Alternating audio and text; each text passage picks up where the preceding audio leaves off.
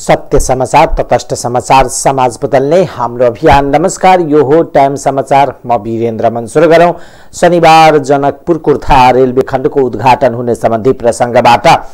नेपाल र भारतका प्रधानमन्त्रीले संयुक्त रूपमा भर्चुअल माध्यमले नेपाल रेल सेवाको उद्घाटन शनिबार हुने भएको छ। नेपालका प्रधानमन्त्री शेरबहादुर देउबा र भारतीय प्रधानमन्त्री नरेन्द्र मोदीले संयुक्त रूपमा भारतको राजधानी नयाँ दिल्लीबाट भर्चुअल माध्यमले शनिबार उद्घाटन गर्ने नेपाल रेलवे कम्पनीका महाप्रबन्धक निरञ्जन झाले जानकारी दिनुभयो। शनिबार 12 बजेदेखि 12:30 बजे उद्घाटन गरिने समय तालिका रहेको छ।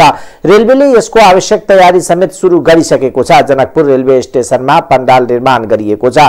जयनगरमा अति विशिष्ट व्यक्तिहरू रहने र त्यहाँबाट प्रोजेक्टरमा दिल्लीमा हुने उद्घाटन कार्यक्रमलाई देखाइनेछ। त्यसपछि दुवै देशका प्रधानमन्त्रीले उद्घाटन गरेपछि रेलवे कुर्थाका लागि प्रस्थान गर्नेछ। प्रत्येक स्टेशनमा स्कुलका बालबालिकाहरूले नेपाल भारतको झण्डा लिएर रेलवेको स्वागत गर्नेछ। उनीहरूलाई समेत त्यही रेलवेमा चढाएर कुर्था ल्याइनेछ। कुर्थामा भौतिक पूर्वाधार मन्त्री रेणुकुमारी यादवले रेलवेमा चढेर जनकपुरसम्म आउने र त्यहाँ उद्घाटनको अन्य कार्यक्रम गरिने कार्यतालिका रहेको छ। रेलवे सञ्चालनको रूप गरिने सबै प्रकारको आवश्यक तयारी पूरा भइसकेको छ। भौतिक पूर्वाधार मन्त्री यादवले रेलवे सञ्चालन भएपछि धनुषा जनकपुरवासीलाई यातायातमा सहजता आउनुको साथै उनीहरूलाई आवत जावतमा निकै सुविधा हुने बताउनुभयो।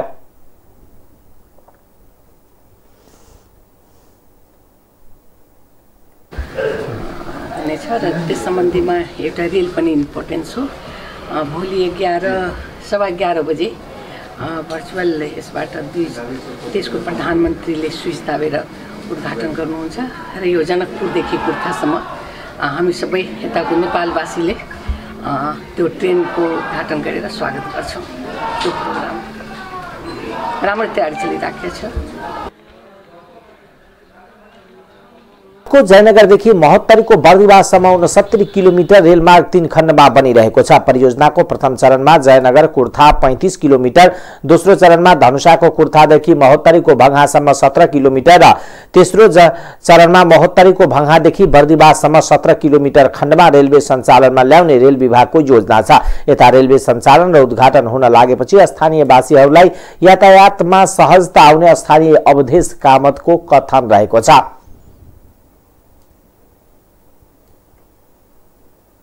केही दिनको लागि चाहिँ स्तरोन्नति गरिएको छ रेलवेलाई र यो रेलवे सञ्चालन भएपछि यस क्षेत्रका जनताहरूलाई वास्तवमा यात्रीहरूलाई सदरमुकाम आउन, जनकपुर आउन सजिलो नै हुनेछ भन्ने कुरा छ। तर के छ भने अहिले आएर चाहिँ अलिकति कम दूरीको रेल सञ्चालनमा आउँछ। करिब 30-35 किलोमिटर 35 किलोमिटर सञ्चालनमा हुन्छ। त्यसले मलाई लाग्दैन त्यति चाहिँ यात्रीहरूलाई फाइदा होला जस्तो लाग्दैन मलाई। यो रेलवे सञ्चालन भएपछि धनुषाका पूर्वी क्षेत्रका जनताहरूलाई आगमन जनकपुर सदरमुकाम आउन जानलाई सजिलो हुन्छ र यसले जनकपुरवासीहरूलाई पनि र यो धनुषावासीहरूलाई पनि सजिलो के मायनेमा हुन्छ भने यो भारतको बिहार राज्यका नजिकका सहरहरूमा जान आउन, जसरी जयनगर भयो, त्यहाँ केही भोग्यका सामानहरू चाहिँ लिनको लागि सजिलो हुन्छ। स्थानीय भारतको जयनगरदेखि जनकपुर धामको कुर्थासम्म 34.9 किलोमिटरसम्म चल्ने रेलवे 12:30 बजे जयनगरबाट चल्ने महाप्रबन्धक झाले बताउनुभयो। उहाँले नेपालका प्रधानमन्त्री शेरबहादुर देउबा र भारतका प्रधानमन्त्री नरेन्द्र मोदीले दिल्ली स्थित हैदराबाद हाउसबाट संयुक्त रूपमा रेलवेको उद्घाटन गर्ने बताउनुभयो। रेलवे उद्घाटन पश्चात प्रत्येक स्टेशनमा नागरिक अभिनन्दनका लागि रेल रोकिने उहाँले बताउनुभयो। शनिबार नेपाल रेलवेको उद्घाटनपछि त्यसको शनिबारदेखि दैनिक रूपमा 2 पटक आउन र जाने गरी रेल चल्ने महाप्रबन्धक झाले बताउनुभयो। बिहान 8:30 बजे जयनगरबाट कुर्थाको लागि रेल चल्नेछ भने 2 घण्टापछि कुर्था स्टेशनमा पुग्नेछ। त्यस्तै जनकपुर धामको कुर्थाबाट पौने 11 बजे रेलवे जयनगरका लागि निस्किनेछ। सो रेल 12:30 बजे जयनगर स्टेशनमा पुग्ने महाप्रबन्धक झाले बताउनुभयो। जयनगर गएको रेल पुनः 3 बजे फर्केर आउने छ भने बिहान 8:30 बजे जयनगरबाट आएको रेल 5:15 फर्किने गरी रेलवेको समय निर्धारण गरिएको महाप्रबन्धक झाले बताउनुभयो। त्यहाँबाट हामी रेल प्रस्थान गर्नेछौँ। जनकपुरतिरको लागि भोलि 12:30 मा हाम्रो नेपालका सम्माननीय प्रधानमन्त्रीज्यू शेरबहादुर देउवा र हाम्रो छिमेकी मुलुक भारतको सम्माननीय प्रधानमन्त्रीज्यू नरेन्द्र मोदीले दिल्ली हैदराबाद हाउसबाट चाहिँ झण्डा हलाएर उद्घाटन गर्नुहुनेछ। त्यस पछाडि हामी रेल लिएर अगाडि बढ्नेछौँ र प्रत्येक स्टेसन हल्टहरूमा हामी चाहिँ त्यहाँ हुने अभिनन्दनका लागि चाहिँ रहने विद्यार्थीहरू छात्र छात्राहरूलाई पनि हामीले त्यो रेलमा चाहिँ लिएर आउनेछौँ। जनकपुर आइसकेपछि मन्त्रीज्यू पनि त्यति बेलासम्म आइपुग्नुहुनेछ।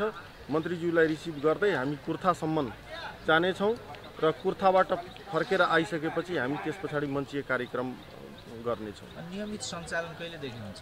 भोलि शनिबार उद्घाटन, त्यस पछाडि त्यसको भोलिपल्ट आइतबारदेखि दिनको 2 पटक चाहिँ आउने र जाने गरी हामीले चाहिँ शेड्युल बनाएका छौँ। कति बजे? बिहान 8:30 मा जयनगरबाट पहिलो ट्रेन चाहिँ कुर्थाको लागि आउने छ। 2 घण्टामा कुर्था 10:30 बजे कुर्था पुग्नेछ र कुर्थाबाट चाहिँ फेरि पुनः हाम्रो रेल 11:15 मा जयनगरको लागि प्रस्थान गर्नेछ। जयनगर पुगिसकेपछि 12:30 मा जयनगर पुग्नेछ। 12:30 मा जयनगर पुगिसकेपछि यहाँबाट गएका यात्रुहरू जयनगरमा 2 घण्टा, अहिले हाललाई 2 घण्टा 15 मिनटसम्म उहाँहरूले चाहिँ आफ्नो काम नियमित काम गर्न पाउनुहुनेछ। फेरि त्यस पछाडि त्यताबाट 3 बजे चाहिँ जयनगरबाट कुर्थाको लागि प्रस्थान गर्नेछ र कुर्था आइसकेपछि फेरि पुनः त्यताबाट जुन 8:30 मा प्यासेन्जर जनकपुर अथवा कुर्थाको लागि आउनुहुनेछ उहाँहरूलाई फेरि पनि घर फर्किने हामीले सुविधालाई मध्यनजर राख्दै यहाँबाट हामीले 5:15 मा अर्को ट्रेन जयनगरको लागि जानेछ र त्यो ट्रेन त्यहीँ बस्नेछ। फेरि त्यसको भोलिपल्टदेखि यसरी नै नियमित रूपमा चाहिँ तपाईँलाई रेल गुड्नेछ। उहाँले यसरी नै रेलवे नियमित रूपमा सञ्चालन हुने महाप्रबन्धक झाल बताउनुभयो। गत फागुन 1 गतेदेखि जयनगर जनकपुरसम्म ड्राई रन यात्रुविहीन रेल दैनिक एक पटक सञ्चालन भइरहेको छ। रेलवे स्टेशनमा सजाउने कार्य अन्तिम चरणमा पुगेको छ। उद्घाटन स्थल जयनगर र जनकपुरमा समेत भव्य रूपमा पण्डालको निर्माण गरिएको छ। रेलवेका महाप्रबन्धक झाले दुवै देशका प्रधानमन्त्रीले उद्घाटन गरे रगतै रेलवे सञ्चालनमा आउनेछ। 1994 सालमा ईस्ट इन्डिया कम्पनी सरकारले नेपालको जंगलबाट काठ लाग्नका लागि रेलवे लाइन विस्तार गरेको थियो। त्यसबेला कोइलाबाट चल्ने रेल नेपाल भित्रिएको थियो। पछि भारत सरकारले 18 वटा बगी सहित बाष्प इन्जन सहयोग गरेको थियो। 2051 सालदेखि स्टीम इन्जन युक्त रेल सञ्चालनमा आएको थियो। 2061 माघमा रेल बन्द भएको थियो। अहिले नेरो गेजमा ब्रोड गेजमा परिणत भएको छ। त्यसअनुसार तयारी गरिएको छ। पहिलो चरणमा 35 किलोमिटर रेलवे सञ्चालन गरिनेछ। भारत जयनगरदेखि महोत्तरी को बर्दिवाससम्म 69 किलोमिटर रेलमार्ग 3 खण्डमा बनिरहेको छ। परियोजनाको प्रथम चरणमा जयनगर कुर्था 35 किलोमिटर, दोस्रो चरणमा धनुषाको कुर्थादेखि महोत्तरी को भाङासम्म 17 किलोमिटर र तेस्रो चरणमा महोत्तरी को भाङादेखि बर्दिवाससम्म 17 किलोमिटर खण्डमा रेलवे सञ्चालनमा ल्याउने रेल विभागको योजना छ।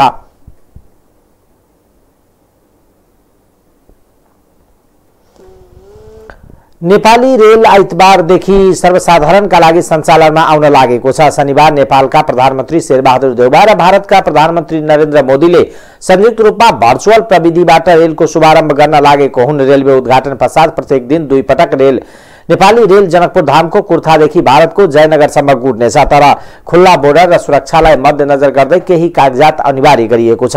सुरक्षा र खुल्ला बोर्डरलाई मध्यनजर गर्दै नेपाली नागरिकले साथमा पासपोर्ट वा नेपाली नागरिकताको प्रमाणपत्र बोक्नुपर्ने हुन्छ।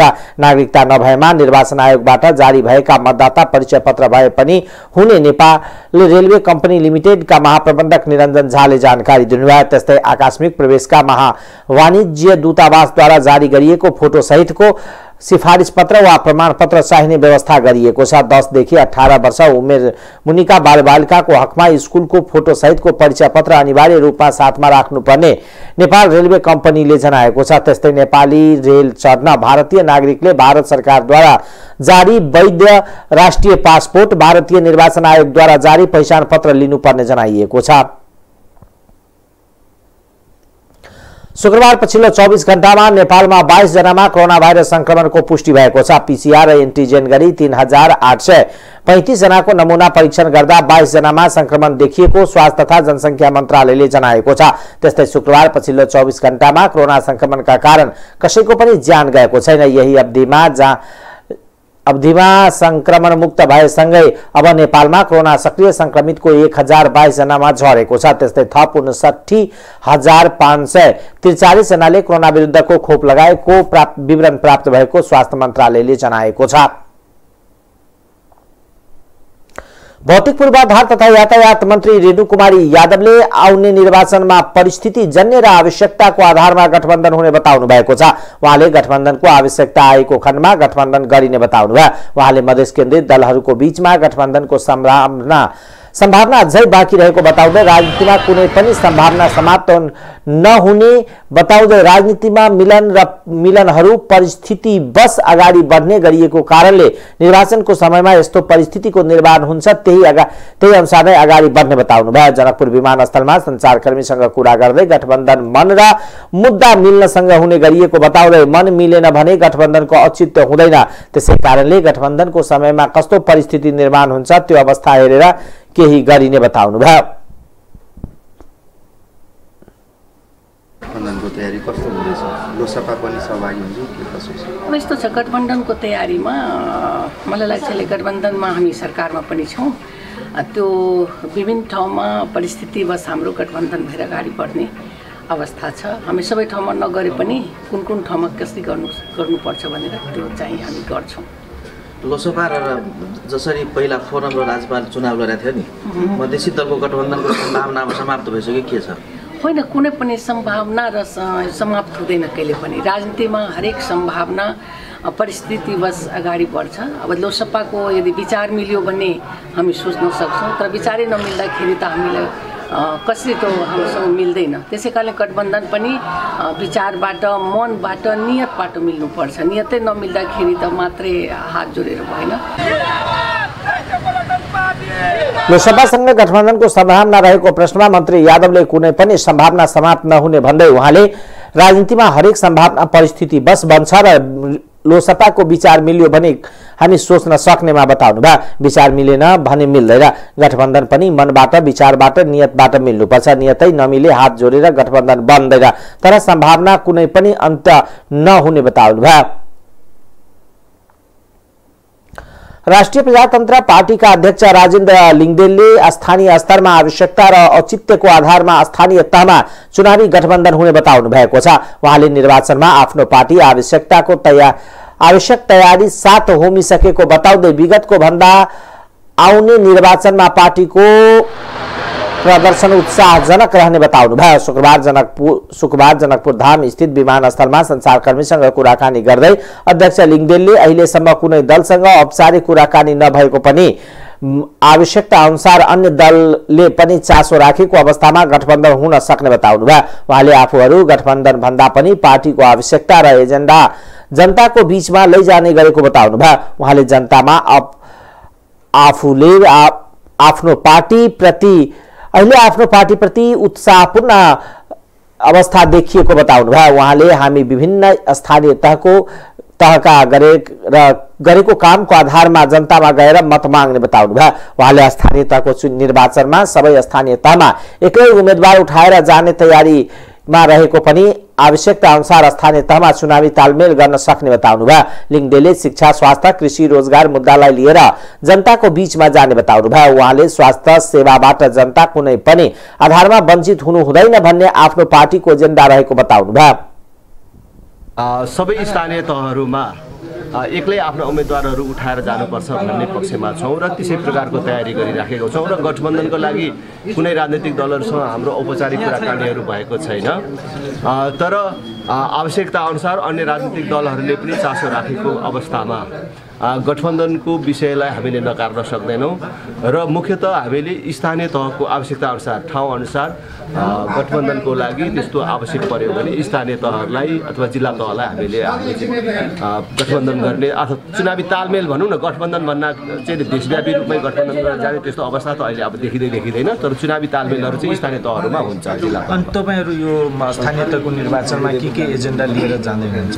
खास गरी हामीले शिक्षा, स्वास्थ्य, कृषि, रोजगार, पूर्वाधार विकास र सामाजिक सुरक्षाको विषयलाई र सुशासन यसलाई चाहिँ उच्च प्राथमिकतामा राखेर जानेछौँ र राष्ट्रिय प्रजातन्त्र पार्टीले चुनाव जित्ने स्थानीय तहहरूमा 12 कक्षासम्म हामीले पूर्ण रूपमा निःशुल्क गर्नेछौँ।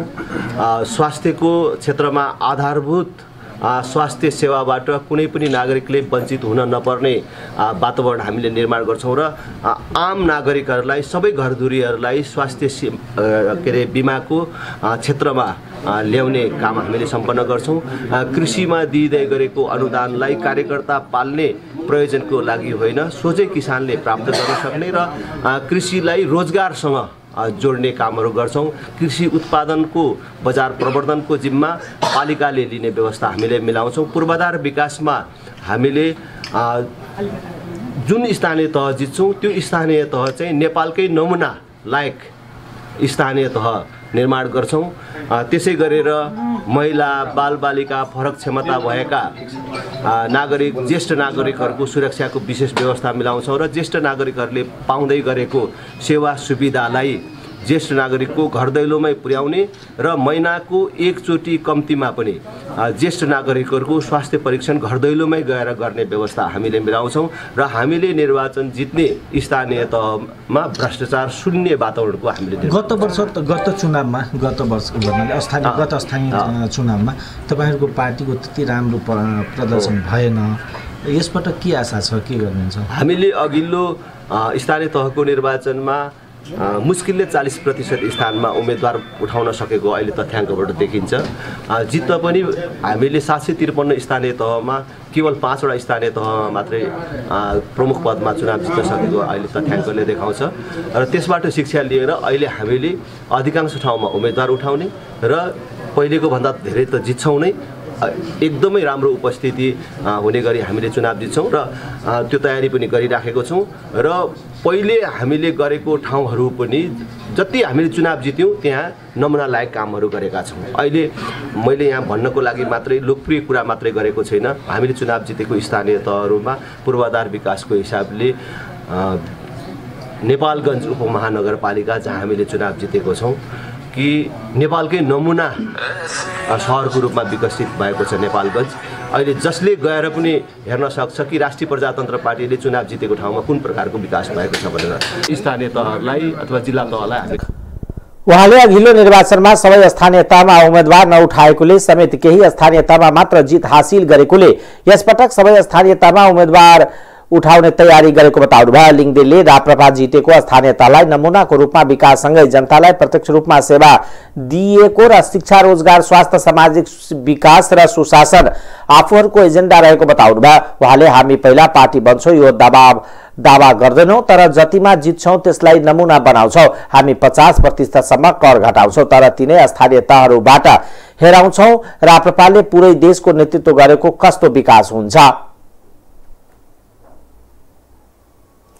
सशस्त्र प्रहरीले वीरगञ्जबाट 30 किलो अवैध लागू औषध र गाँजा बरामद गरेको छ। बिहिबार राति 9:45 बजेको समयमा पर्साको वीरगञ्ज महानगरपालिका 20 स्थित हरपतगञ्ज सडक खण्डमा सो गाँजा बरामद गरेको हो। चेक जाँचको क्रममा बिना नम्बर प्लेटको गाडीको डिक्की भित्र 2वटा प्लास्टिकले बेरेको पोकामा गाँजा बरामद गरेको मध्य प्रदेशका सशस्त्र प्रहरी प्रमुख डीआईजी गणेश टाडा मगरले जानकारी दिनुभयो। एउटा पोकामा 16 किलो र अर्को पोकामा 14 किलो र 100 ग्राम गाँजा बरामद भएको हो। गाँजा नियन्त्रणमा लिए आवश्यक कारबाहीका लागि नेपाल प्रहरीलाई जिम्मा लगाइएको जनाइएको छ।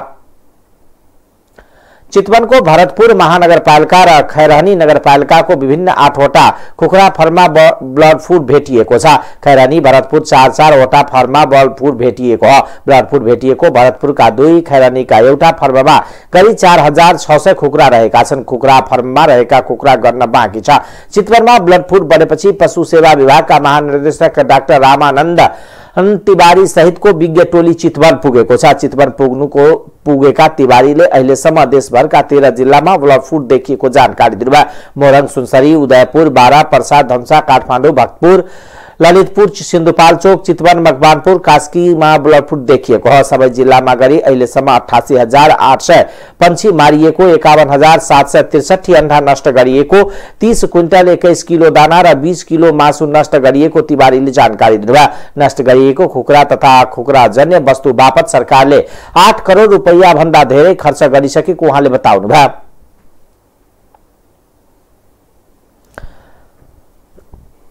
प्रधानमन्त्री शेरबहादुर देउवाले छिमेकी मित्र राष्ट्र भारतको 3 दिने औपचारिक भ्रमणका निम्ति शुक्रबार अपराह्न नयाँ दिल्ली पुग्नु भएको छ। भारतका प्रधानमन्त्री नरेन्द्र दामोदर दास मोदीको मैत्रीपूर्ण निमन्त्रणामा 50 सदस्यीय प्रतिनिधि मण्डलको नेतृत्व गर्दै नेपाल वायु सेवा निगमको नियमित उडानबाट प्रधानमन्त्री देउवा त्यसतर्फ प्रस्थान गर्नुभएको हो।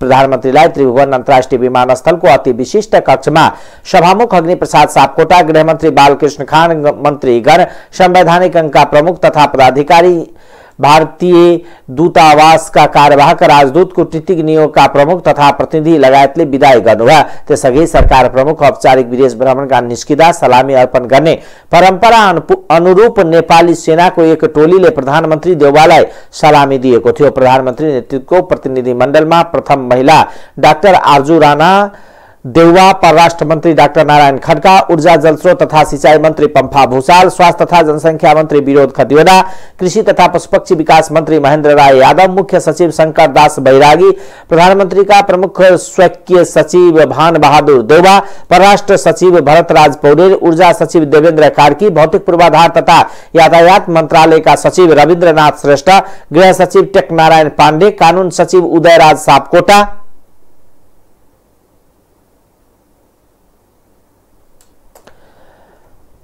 स्वास्थ्य सचिव डाक्टर रोशन पोखरेल, कृषि सचिव गोविन्द प्रसाद शर्मा हुनुहुन्छ। त्यसैगरी प्रधानमन्त्रीको निजी सचिव प्रकाश देउवा, लगानी बोर्ड नेपालका प्रमुख कार्यकारी अधिकृत सुशील भट्ट, नेपाल विद्युत प्राधिकरणका प्रबन्धन निर्देशक कुलमान घिसिङ, नेपाल आयल निगमका प्रबन्धन निर्देशक उमेश प्रसाद थानी, निजी क्षेत्रका उद्योगी व्यवसायी संघ संगठनका अध्यक्ष सहित उच्च पदाधिकारी, स्वतन्त्र ऊर्जा उत्पादक संस्थाका पदाधिकारी तथा सञ्चारकर्मी हुनुहुन्छ। प्रधानमन्त्री देउवाको प्रतिनिधि मण्डलमा भारतका लागि नेपालका राजदूत डाक्टर शंकर शर्मा, नयाँ दिल्ली स्थित नेपाली दूतावासका उपप्रमुख रामप्रसाद सुवेदी लगायत दूतावासका उच्च पदाधिकारी नयाँ दिल्लीबाट सहभागी हुनुहुनेछ।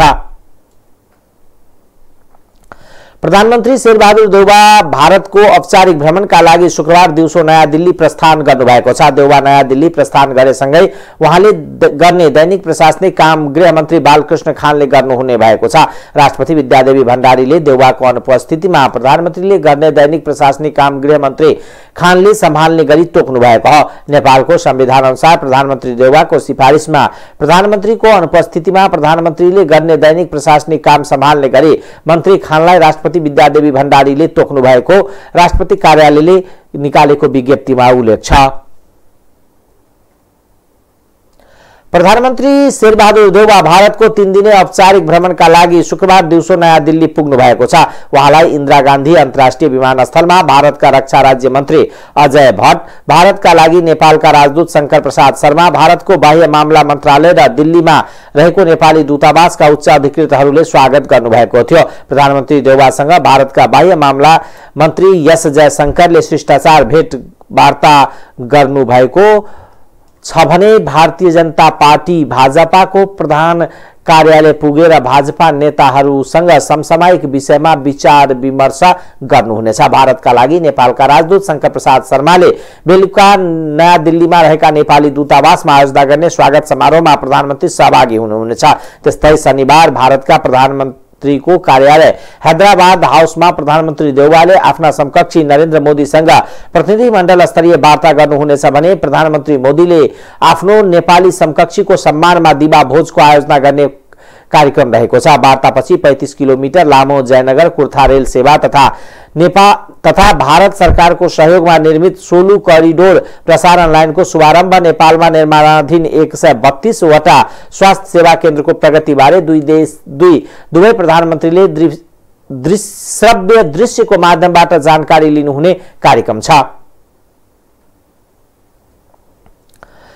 एमाले अध्यक्ष तथा पूर्व प्रधानमन्त्री केपी शर्मा ओलीले नेपालको संस्कृतिमाथि आक्रमण भइरहेको भन्दै रक्षा गर्नुपर्ने बताउनु भएको छ। एमाले निकट शुक्रबार जनसांस्कृतिक महासंघको 8औं महाधिवेशनलाई सम्बोधन गर्दै अध्यक्ष ओलीले कुनै देश बिगार्नु छ भने त्यस देशको संस्कृतिमाथि आक्रमण हुने भन्दै अहिले नेपालीको संस्कृतिमाथि हमला भइरहेको र रक्षा गर्नुपर्ने बताउनु भयो। कुनै देश बिगार्नु छ भने त्यसको संस्कृति बिगारे हुन्छ। हामीहरूमाथि सांस्कृतिक हमला भइरहेको छ, त्यो हमलालाई परास्त गर्न र हाम्रो संस्कृतिलाई जीवित राख्न आवश्यक रहेको बताउनु भयो। राष्ट्रियता बचाउन र लोकतन्त्र प्राप्त गर्ने माध्यम संस्कृति रहेको भन्दै उहाँले नेपालको सभ्यता निकै पुरानो रहेको बताउनु भयो। हाम्रो सभ्यता धेरै अगाडि देखिएको र यो सभ्यता डमरू बजाएर सुरु भएको छ, त्रिशूल बोकेर नाचेर सुरु भएको सभ्यता छ।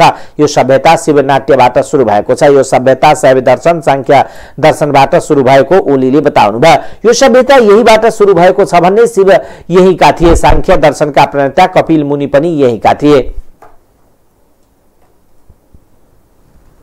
र देशलाई समृद्ध नेपाल, सुखी नेपालीमा पुर्याउने अभियान हो, यो लहर हो। त्यसकारण यसलाई हामी सबैले अगाडि बढाउँ। मैले विश्वास लिएको छु सांस्कृतिक क्षेत्रबाट तपाईहरुले यस लहरलाई अगाडि बढाउनु हुनेछ। अन्तिममा एउटा कुरा मात्रै के भन्न चाहन्छु भने अहिलेको परिस्थिति भनेको पद ओहदाका लागि लुछाचुडी गर्ने अवधि होइन, समय होइन। र एउटा हाम्रो पार्टी छोडेर गएका केही तत्त्वहरूको जिन्दगीभरिको रट के हुन्थ्यो भने कसलाई के दिउँला, कसलाई के दिउँला, यो दिउँला र त्यो दिउँला, यसो गरौँला उसो गरौँला, यस्तो मात्रै कुरा हुन्थ्यो। राजनीतिक कुरा, उद्देश्यप्रतिको कुरा, समृद्ध नेपाल बनाउने कुरा, सुखी नेपाली बनाउने कुरा, विकासको अभियान अगाडि बढाउने कुरा, राष्ट्रिय एकता कायम गर्ने कुरा, हामीले विविधतामा एकता कायम गरेर विभिन्न संस्कृतिहरूलाई एउटा राष्ट्रिय समग्र संस्कृतिका विभिन्न अङ्गको रूपमा एकता तालमेलका साथ एकताबद्ध ढङ्गले अगाडि बढाउने कुरा, त्यतापट्टि होइन। मान्छेलाई त्याग बलिदान र देशका लागि केही गरौँ भन्ने कुरा होइन। यो पाऊँ त्यो पाऊँ, यो पाउँछौ त्यो पाउँछौ को कुरा सिकाएर केही बोकेर हिँडेका छन्, गएका छन्। त्यस्तो मान्छेहरूबाट हामीले सिक्ने होइन। अगाडि बढाउनु जरुरी छ। अप्ठ्यारो पर्यो भने इन्चार्ज हुनुहुन्छ, यसमै तपाईँहरू अगाडि बढ्नुहोस्, तपाईँहरूलाई सफलता मिलोस्। धेरै धेरै शुभकामना भन्न गुरुदेव अमरनाथ प्रसिद्धज्यू, अन्य विद्वान मित्रहरू, केन्द्रीय नेताज्यूहरू,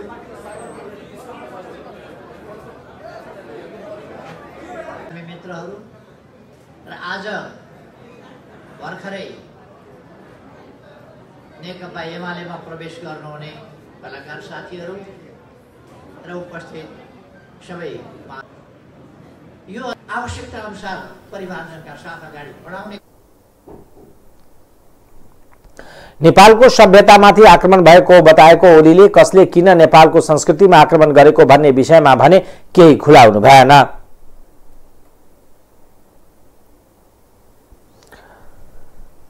सत्तारूढ 5 दल बीचको निर्वाचनमा गठबन्धन हुने भएपछि नेकपा एमाले र राप्रपा बीचमा पनि गठबन्धनको छलफल सुरु भएको छ।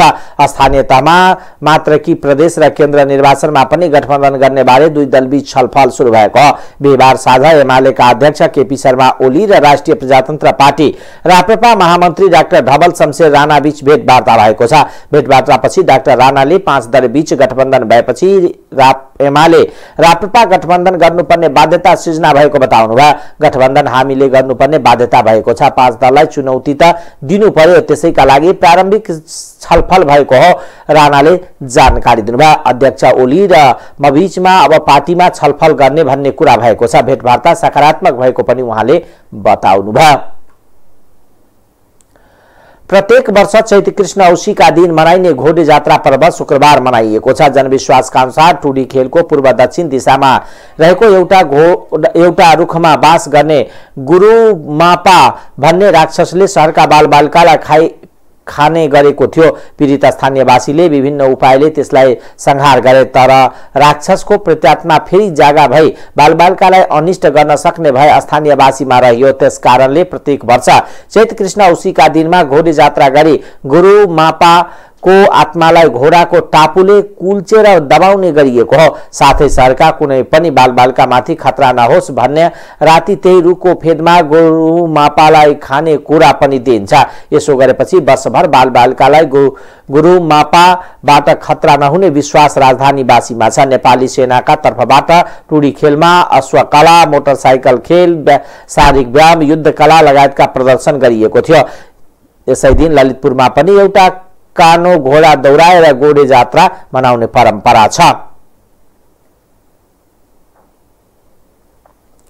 राष्ट्रिय पेट्रोलियम व्यवसायी संस्थागत समन्वय समितिले पेट्रोलियम पदार्थको लोड अनलोड ठप्प पारेको छ। पेट्रोलियम पदार्थको भाव बढे अनुसार विक्रेता कमिसन नभरेको भन्दै व्यवसायीले पेट्रोलियम पदार्थको लोड अनलोड ठप्प पारेका हुन्। निगमले आफ्नो घाटा कम गर्न भाव बढाएकोले तत्कालका लागि कमिसन नबनाउने निर्णय गरेको थियो। सरकारले तत्काल आफूहरूको माग पूरा नगरे शनिबारदेखि बिक्री नै बन्द गर्ने नेपाल पेट्रोलियम डीलर एसोसिएसनका अध्यक्ष लीलेन्द्र प्रधानले बताउनुभयो। सरकारले गएको वर्षदेखि पेट्रोल र डिजल बिक्री गर्ने पम्प प्रतिशतका आधारमा कमिसन पाउने व्यवस्था गरेको थियो। ग्यास, पेट्रोल तथा ढुवानी व्यवसायीको संयुक्त रूपमा इन्धन ढुवानी भाडा बढाउनु पर्ने, पेट्रोलियम व्यवसायीले पाइरहेको कमिसन वृद्धि गर्नुपर्ने लगायतका माग राख्दै झण्डै 2 हप्तादेखि आन्दोलन गरिरहेका छन्।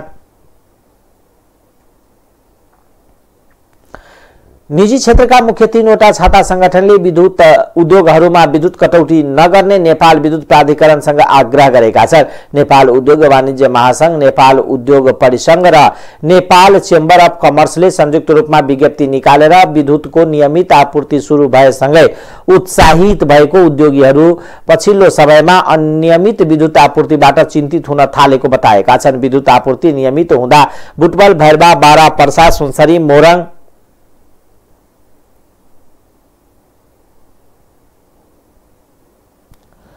लगायतका औद्योगिक करिडोरका उद्योगहरू सञ्चालन गर्न नसक्ने समस्या सिर्जना भएको निजी क्षेत्रको भनाइ छ। विद्युत देखिएको ट्रिपिङ, कम भोल्टेज लगायतका समस्याबाट नियमित तालिका अनुसार उद्योग सञ्चालन गर्न नसक्ने, अपरझट्ट विद्युत आपूर्ति बन्द हुँदा करोडौं पर्ने मेसिनहरूमा क्षति पुग्ने, उद्योग सञ्चालन नहुँदा कामदार कर्मचारीको तलब ज्याला, उत्पादन कटौती हुँदा सामान डेलिभरी, बैंकको उचरको ब्याज र सेवा भुक्तानीमा समस्या पर्ने गएको तर्फ निजी क्षेत्रले सरकार र विद्युत प्राधिकरणले ध्यानकर्षण पनि गराएको छ। जुनसुकै मूल्यमा पनि विद्युत खरिद गरी औद्योगिक क्षेत्रलाई ऊर्जा अभाव हुन नदिन र लोड सेडिङ नगर्ने भनी नेपाल विद्युत प्राधिकरणले गरेको प्रतिबद्धता स्मरण गराउँदै प्राधिकरणले नियमित रूपमा भारतीय बजारमा विद्युत खरिद गरी उद्योगीहरूलाई निर्विवाद उपलब्ध गराउन र त्यो सम्भव नभए उद्योगहरूमा विद्युत कटौती हुने तालिका सार्वजनिक गर्न प्राधिकरणसँग अनुरोध गरेको छ।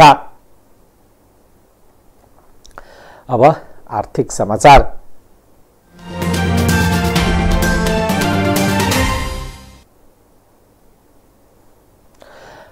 लगानी बोर्डको 50औं बैठकले सूर्यतारा सिमेन्ट परियोजना निर्माण, सञ्चालन एवं व्यवस्थापनका लागि 14 अर्ब 27 करोड 50 लाख रुपियाँ बराबरको लगानी स्वीकृत गरेको छ। प्रधानमन्त्री तथा लगानी बोर्डका अध्यक्ष शेरबहादुर देउवाको अध्यक्षतामा बिहिबार सम्पन्न बैठकले उक्त लगानी स्वीकृत गरेको छ।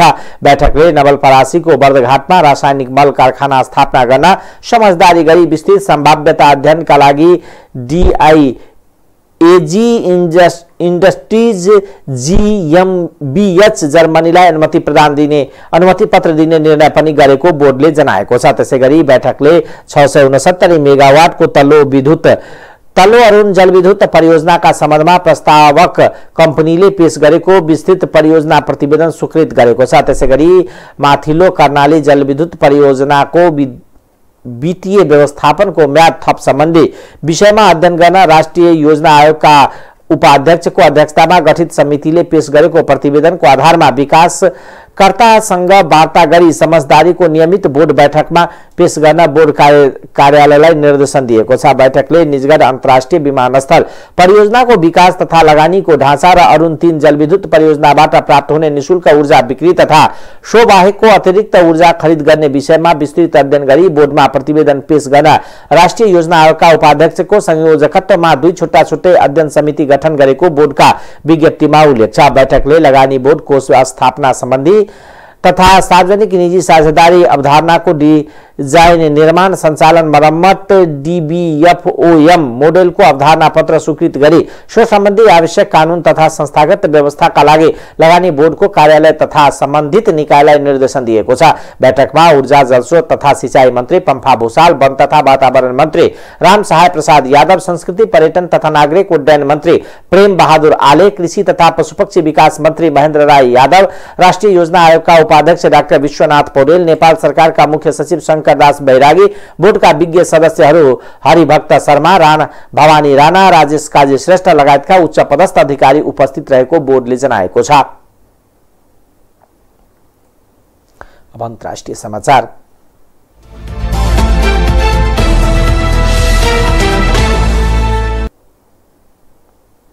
संयुक्त राष्ट्र संघले अफगानिस्तानमा 90 लाख मानिस भोकमरीको जोखिममा रहेको बताएको छ। संयुक्त राष्ट्र संघका महासचिव एन्टोनियो गुटेरेसले अफगानिस्तानको अर्थतन्त्र ध्वस्त भएको र 90 लाख मानिस भोकमरीको जोखिममा रहेको बताउनु भएको समाचार संस्था ANI ले जनाएको छ।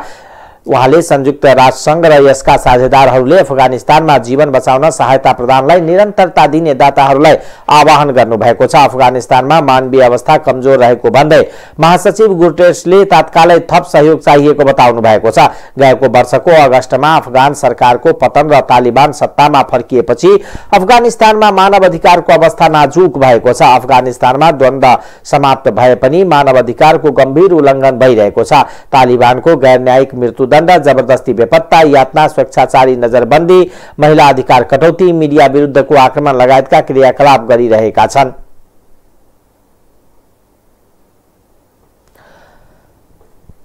आर्थिक संकटमा रहेको श्रीलंकामा राष्ट्रपति भवनमा आक्रमणको प्रयास भएको छ। राष्ट्रपतिको गलत नीतिका कारण देशमा आर्थिक संकट आएको र लाखौं नागरिक आधारभूत आवश्यकताबाट वञ्चित भएको भन्दै सयौं प्रदर्शनकारीले राष्ट्रपति गोटाबाया राजापक्षको निवासमा आक्रमण गर्ने प्रयास गरेका हुन्। गए राति प्रदर्शन उग्र बनेपछि प्रशासनले राजधानी कोलम्बोमा कर्फ्यू लगाएको समाचार संस्था रोयटर्सले जनाएको छ। प्रहरीसँगको झडपमा एकजना गम्भीर घाइते भएको र सयौं मानिस पक्राउ परेको खबरमा उल्लेख छ। निवासमा आक्रमणको प्रयास भइरहेको बेला राष्ट्रपति निवासमा हुनुहुन्थ्यो। प्रदर्शनकारीले राष्ट्रपति राजापक्षको निवास जाने सडकमा रोकिएका सेनाको बस र प्रहरीका गाडीमा आगो लगाइदिएका छन् भने वरपरका घरका पर्खाल समेत ढालिदिएका छन्। 2 करोड 20 लाख जनसंख्या रहेको श्रीलंका स्वतन्त्र भएताकै चरम आर्थिक संकटमा रहेको छ। अत्यावश्यक सामग्री खरिदका लागि पनि विदेशी मुद्रा नभएपछि समस्या बढेको छ। पेपर किन्न नसक्दा विद्यार्थीको परीक्षा स्थगित भएको छ। अस्पतालमा शल्यक्रिया पनि प्रभावित भएका छन्। हिजोदेखि डिजेलको बिक्री बन्द हुँदा सार्वजनिक यातायात र उद्योग ठप्प भएका छन्। निजी बस कम्पनीको सेवा दिन छाडेपछि सरकारले ग्यारेजमा रहेका पुराना बसको मरम्मत गरेर सेवा दिने तयारी भइरहेको छ। श्रीलंकामा राष्ट्रपति गोटाबाया राजपक्षका दाइ चामल राजापक्ष कृषि मन्त्री हुनुहुन्छ। भाइ महेन्द्र राजापक्ष प्रधानमन्त्री, अर्का भाइ वासिल राजापक्ष वित्त विभागका प्रमुख र भतिज नमल खेलकुद मन्त्री हुनुहुन्छ। अमेरिकी राष्ट्रपति जो बाइडेनले भण्डारणबाट दैनिक 20 लाख ब्यारेल पेट्रोलियम निकालेर बिक्री गर्ने घोषणा गर्नुभएको छ। रुसबाट पेट्रोलियम आपूर्ति बन्द गरेपछि अमेरिकामा पेट्रोलियम पदार्थको मूल्य बढिरहेको छ। मूल्य नियन्त्रण गर्न र रुसी तेल आयात नहुँदा अभाव हुन नदिन रणनीतिक पेट्रोलियम भण्डारणबाट 6 महिनासम्म दैनिक 10 लाख ब्यारेल पेट्रोलियम निकाल्ने बाइडेनले बताउनु भएको वाशिंगटन पोस्टले जनाएको छ। अमेरिकाले 46 वर्षपछि भण्डारणबाट यति धेरै परिमाणमा पेट्रोलियम बाहिर निकाल्न लागेको हो। रुसबाट तेल र ग्यास आयात बन्द गरेपछि मूल्य बढ्दा राष्ट्रपति बाइडेनको आलोचना भइरहेको थियो। हिजो भएको पत्रकार सम्मेलनमा अमेरिकी राष्ट्रपति बाइडेनले केही अमेरिकी कम्पनीले मौकाको फाइदा उठाउँदै पेट्रोलियममा उच्च नाफा कमाइरहेको तर यो नाफा कमाउन नभई सरकारसँग उभिएर समस्याको समाधान गर्ने समय भएको बताउनु भएको छ। तेलको भाव ठूलो अन्तरले तलमाथि हुन नदिन उपयुक्त कानून बनाउन संसदले सहयोग गर्नुपर्ने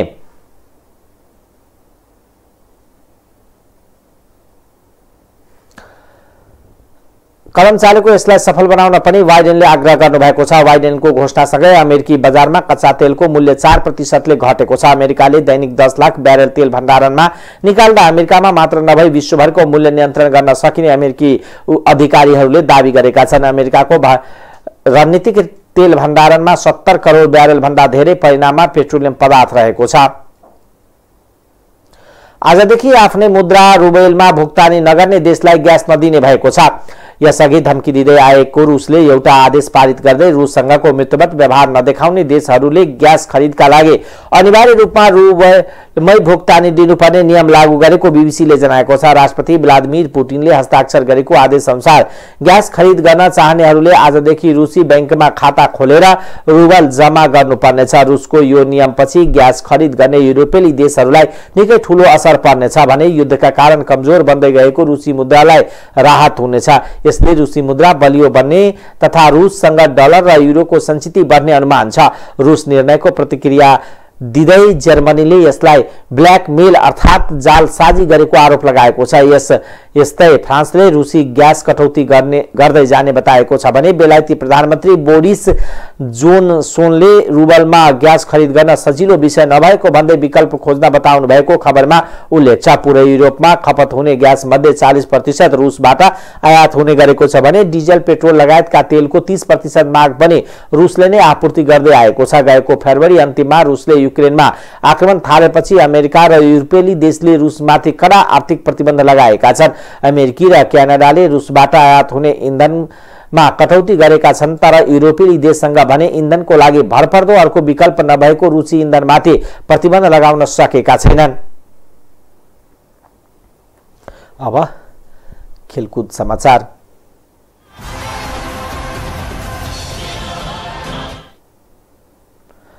त्रिदेशीय टी20 अन्तर्राष्ट्रिय क्रिकेट श्रृङ्खलामा शुक्रबार भएको खेलमा पपुवा न्युगिनी पीएनजीले मलेसियालाई 8 विकेटले हराएको छ। त्रिवी क्रिकेट मैदानमा मलेसियाले दिएको 197 रनको लक्ष्य पीएनजीले मात्र 2 विकेट गुमाएर 13 बल अघि नै भेट्टायो। आजको जितसँगै पीएनजीले फाइनल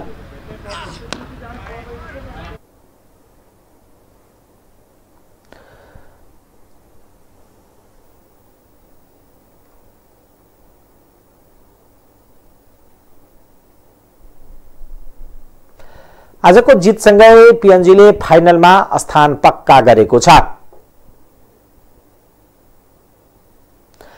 टाइम समाचार अहिलेको लागि यति नै। हेर्दै गर्नुहोला टाइम्स टेलिभिजन। नमस्कार।